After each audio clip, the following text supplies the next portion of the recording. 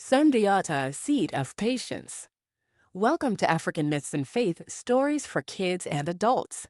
Today, we journey to West Africa, to a land known as Mande long ago, where the story of a boy named Sundiata unfolds, a story about patience, resilience, and the power of community.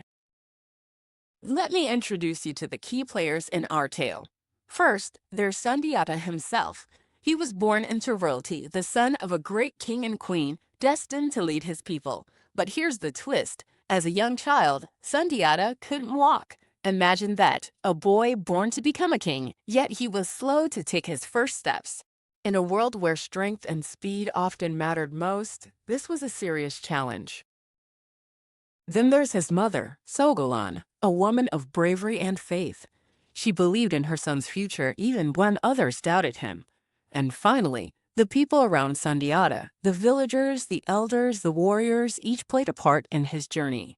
This story takes place over many years, during a time when kingdoms rose and fell and where the fate of a people rested not just on one person, but on the strength of many. Now, you might wonder, why does this story matter to us today? Because Sundiata's journey is like the paths we all walk through life. Sometimes we face struggles that make us feel stuck. We may feel slow to grow or unsure of our place, but with patience, support, and steady effort, we can overcome those hurdles. Let's dive into the story. From the moment Sundiata was born, everyone knew he was special. But as the months went by, it became clear he couldn't walk. Days turned into months, and the boy who should have been running through the field was still crawling. Some whispered that he might never walk. Others doubted if he would ever be king. But his mother, Sogolan, never gave up. She cared for him with love and told him stories about the strength inside him. Patience, she would say, is a seed. Water it with hope, and it will grow into a mighty tree. Sundiata's community also stepped in. The elders shared wisdom. The villagers offered help. His father, the king, stayed hopeful, knowing that sometimes the greatest strength lies in waiting and growing in your own time. Years pass. Slowly but surely, Sundiata began to stand. First, just a little, then longer. And then, one day, he took his first steps.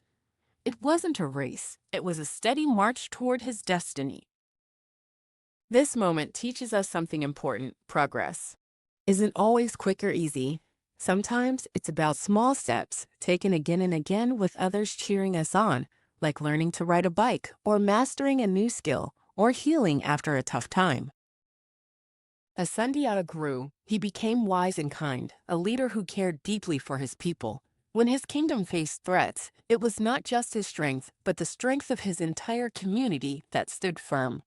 He showed that true leadership is about resilience, bouncing back from hardship, and about the support we give and receive along the way. Here's an idea you can try after listening. Make your own resilience timeline. Think back to moments in your life when things were hard, but you kept going. Write them down in order and see how your own story, like Sundiata's, is one of patience and steady growth. So what can we take away from Sundiata's story? That being patient doesn't mean giving up. It means believing that your time will come. That asking for help and accepting support makes you stronger, not weaker. And that resilience, our ability to keep moving forward, is a seed we all carry inside. Thank you for joining me in this journey to Mande to meet Sundiata, the boy who could not walk but became a great king.